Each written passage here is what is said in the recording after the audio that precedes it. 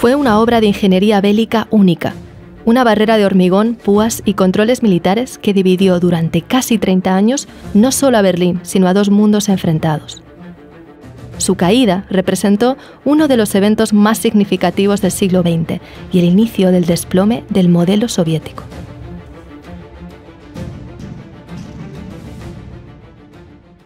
Tras ganar la Segunda Guerra Mundial, Estados Unidos, Francia, Reino Unido y la Unión Soviética acordaron dividir la derrotada Alemania en 4 zonas. Berlín quedó en la parte soviética, pero al ser la capital decidieron dividirla.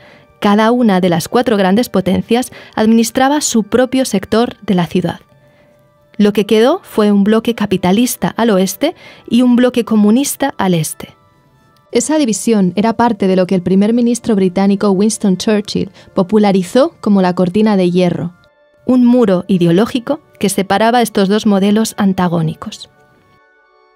From Stettin in the Baltic to Trieste in the Adriatic, an iron curtain has descended across the continent. Empezaba así lo que conocemos como la Guerra Fría, y con ella la narrativa de un mundo bipolar que estaba enfrentado. Alemania se convirtió en la síntesis de esa división. En el oeste, Estados Unidos, Francia y Reino Unido se unieron para crear la República Federal de Alemania. En el este quedaba la República Democrática Alemana, un estado satélite de la URSS como lo eran Polonia, Hungría o Checoslovaquia, entre otros. Berlín quedaba como una isla encerrada en la parte del bloque socialista. Con los años, esto se convirtió en un problema para las autoridades comunistas, no solo porque los servicios secretos de Estados Unidos y Reino Unido usaban la ciudad como base de espionaje, sino también porque más de 2,5 millones de personas huyeron de la parte este a la oeste desde 1949 hasta 1961. Muchos cruzaban atraídos por las mayores oportunidades del lado occidental. Para evitarlo, las autoridades comunistas ordenaron que se construyera un muro que dividiera la ciudad.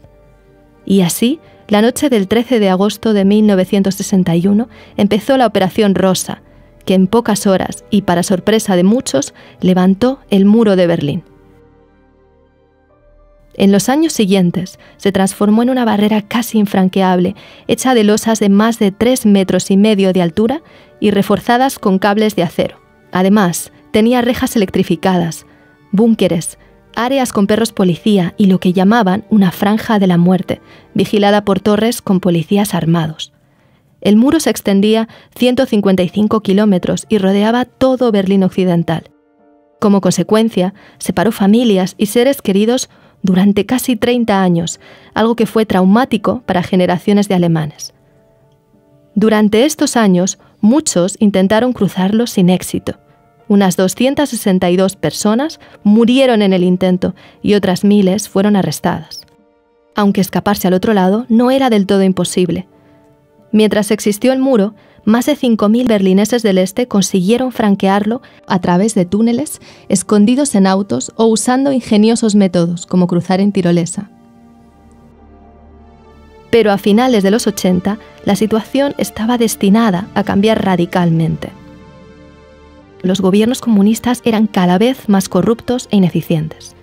La Unión Soviética estaba viviendo una profunda crisis económica. Esta crisis estaba agravada por la costosa carrera armamentista con Estados Unidos y por la guerra en Afganistán.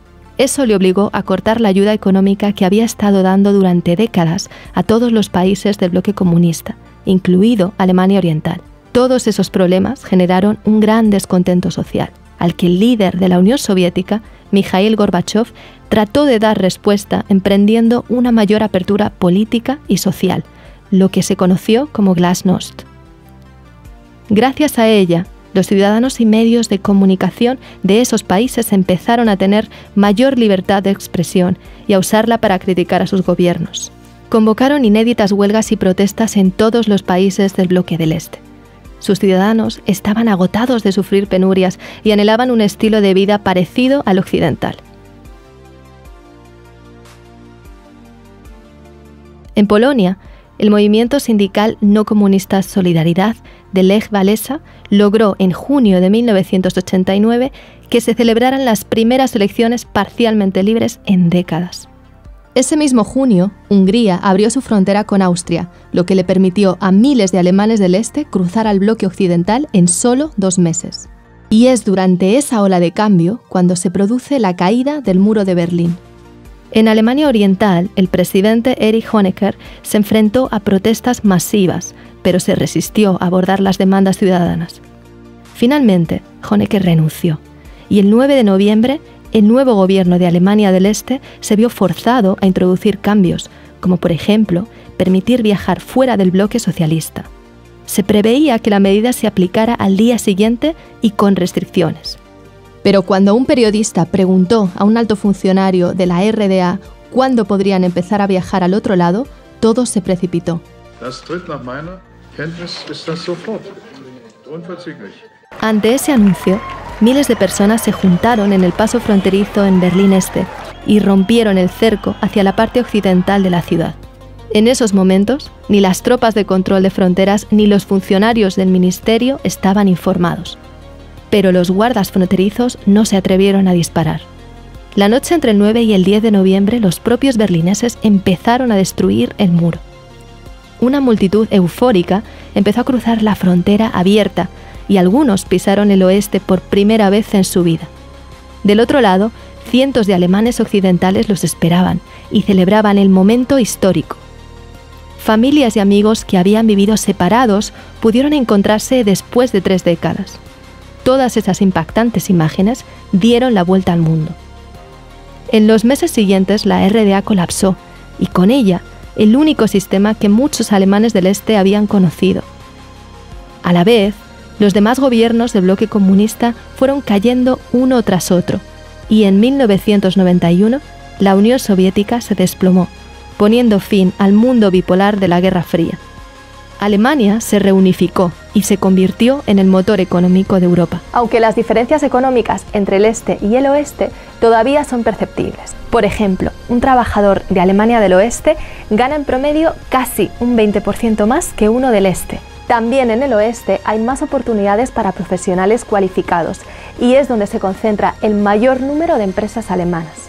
Hoy, cientos de trozos de ese simbólico muro están repartidos por todo el planeta, como un recordatorio de que esa línea de hormigón dividió mucho más que una ciudad. Gracias por ver este video en el que estuvimos trabajando con Angelo buscando imágenes de archivo. De hecho, uno de los mayores desafíos para realizar este video fue bucear el enorme archivo de la BBC y encontrar video de la época. Pero valió la pena.